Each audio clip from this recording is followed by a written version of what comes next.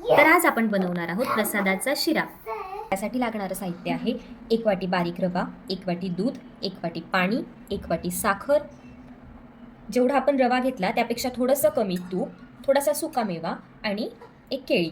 ज्या प्रमाणात आपण रवा घेणार आहोत त्याच प्रमाणात आपल्याला पाणी, साखर आणि दूध हे 3 पदार्थ घ्यायचे आहेत। आपण इथे पातेलं ठेवलेलं आहे आणि त्यात तूप टाकत आहोत। तूप मेल्ट झाल्यानंतर त्यात रवा घालूया।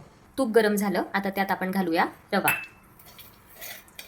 आणि रवा होतो तोवर आपण इथे दूध आणि पाणी हे सुद्धा गरम करायला ठेवलेलं आहे। तुम्ही पूर्ण शिरा हा दुधातही करू शकता किंवा निम्मे पाणी निम्मे दूधही घेऊ शकता।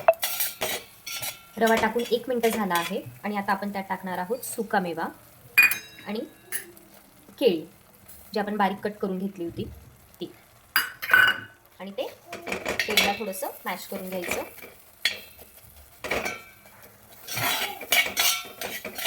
आता इथे तुम्ही बघू शकता सराट्याचा रवा सुटत नाहीये, याचा अर्थ रवा भाजला नाही गेलाय।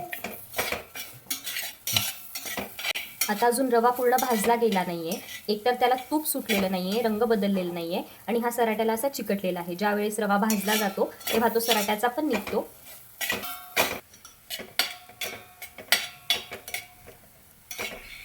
आता या ठिकाणी बघू शकता रव्याचा रंगही बदलला आहे आणि तो या प्रकारे सराट्याचा पूर्णपणे निघतो आहे आणि त्याला तूपही सुटलेलं आहे बऱ्यापैकी। आता आपण त्यात घालूया गरम दूध आणि गरम पाणी।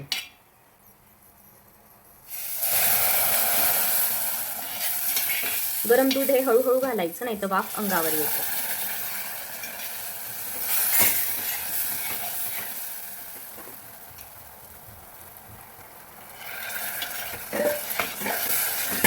निम्मे पाणी निम्मे दूध घेऊ शकता, नाहीतर पूर्ण दुधातही करू शकता। रव्याच्या दुप्पट दूध घ्यायचं जर फक्त दुधात करायचं असेल तर। आता इथे हे यात पूर्णपणे ॲब्झॉर्ब होऊ द्यायचं।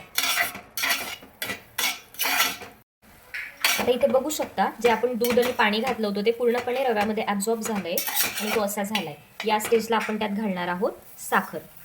जेवढा रवा तेवढी साखर।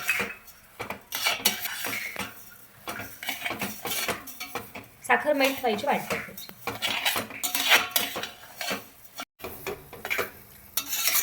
साखर टाकल्यानंतर इथे साखरेचे दाणे दिसत आहेत अजून, ती पूर्णपणे मेल्ट होऊ द्यायची। यात थोडंसं केशर घालूया, ऑप्शनल आहे। प्रसादाच्या शिऱ्यात केळी मात्र अवश्य घाला। साखर घातल्यानंतर 1-2-3 मिनिटात आपला शिरा तयार आहे। तुम्ही बघू शकता इथे तो पूर्णपणे कढईचा सुकत आहे